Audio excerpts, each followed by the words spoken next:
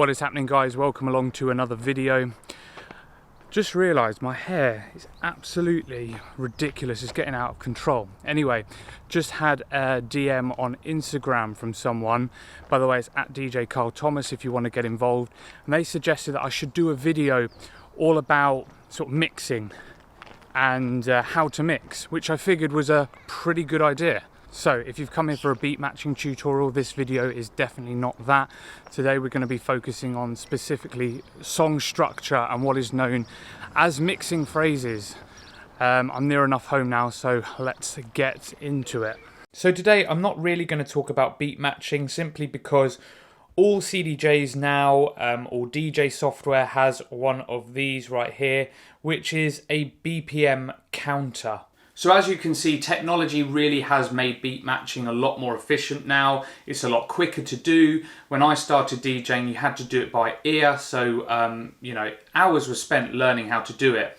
The only point that I would stress is that whilst this technology is fantastic, it can make your workflow a lot more efficient. I would still encourage you to learn how to beat match by ear, just for the reason that if you get a track that is poorly quantized or the track's got a really complex rhythm, the reading you're going to get is just not going to be accurate, and it's potentially going to completely throw off your mix. So the only way you can correct that is by ear. So beat matching is still a skill that I think every DJ should learn. So beat matching nailed, the songs both are running at the same speed. The next thing that you're going to need to consider when you're landing that perfect mix is the song structure, and this is what we call matching phrases.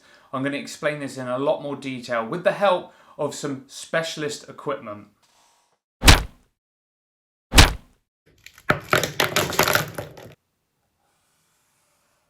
2 hours later. Okay, we're back. So, I'm going to explain this in as simple terms as possible, okay? The key thing to know with dance music is that things happen in 4s and 8s. These are the two numbers that you want to remember.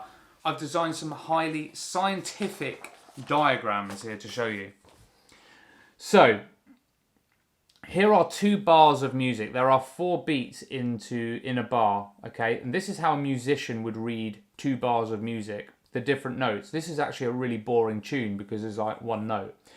This is how I view a DJ viewing bars of music. Okay, so the 4 beats in the bar. So 1, 2, 1, 2, 3, 4. Groups of bars in 4 bars or 8 bars come together to form what is known as a phrase. The phrases then come together to form the song structure.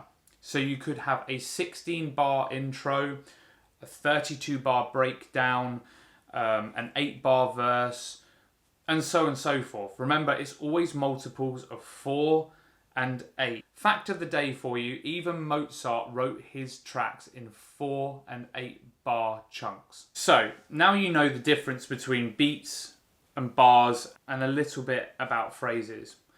What you need to do now is to listen to some tracks and try and pick out the beats and the bars.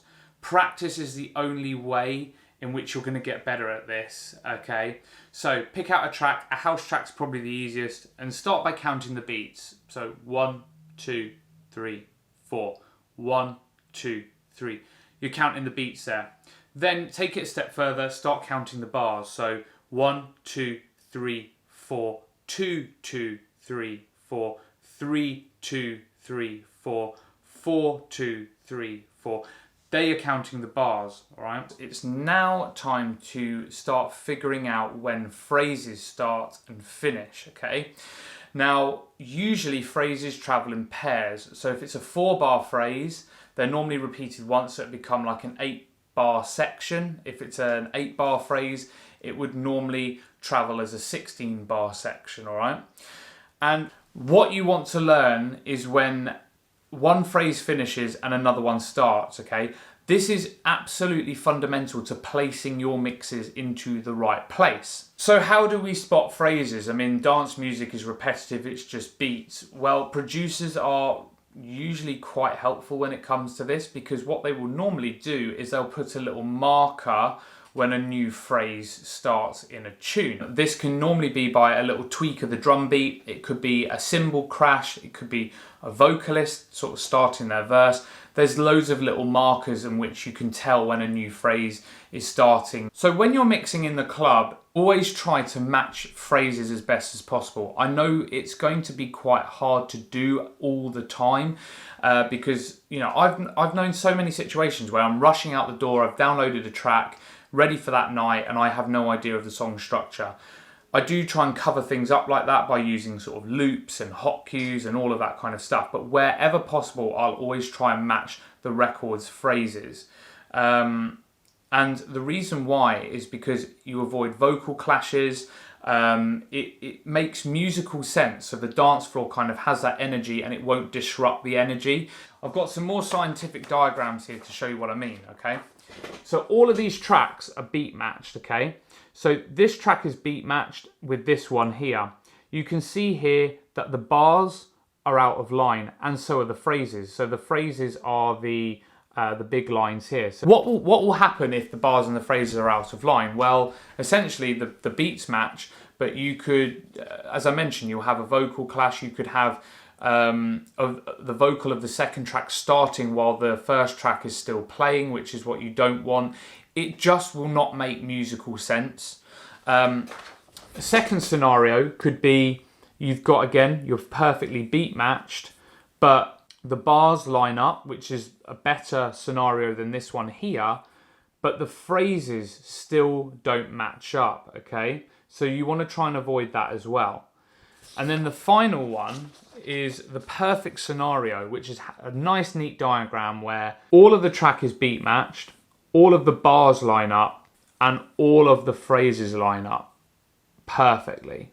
That is what you are aiming for. It's pretty hard to do. The only way you're going to nail this is through practice. Practice. You're going to have to be patient with it. But essentially, this can turn your set from a good set into an absolutely amazing set because the flow, the energy is just going to be a lot more consistent.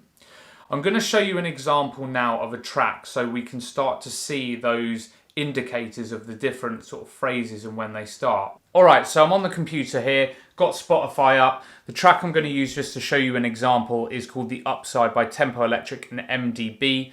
I'm not obviously going to show you the whole track, I'm just going to play you a bit of the intro just so that you can start to know when a phrase finishes and another one starts, okay? So let's play the intro.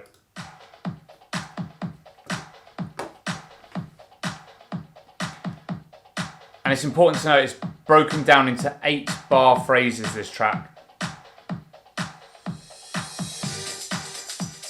So you heard there the kind of crescendo and the cymbal, tambourine sound, and then he's dropped in more percussion into the second phrase.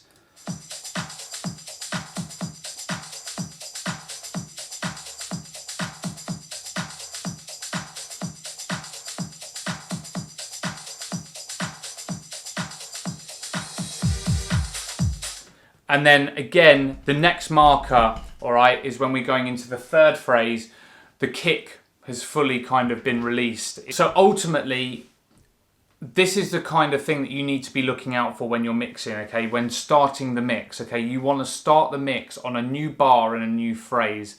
If the track you're bringing in has an 8-bar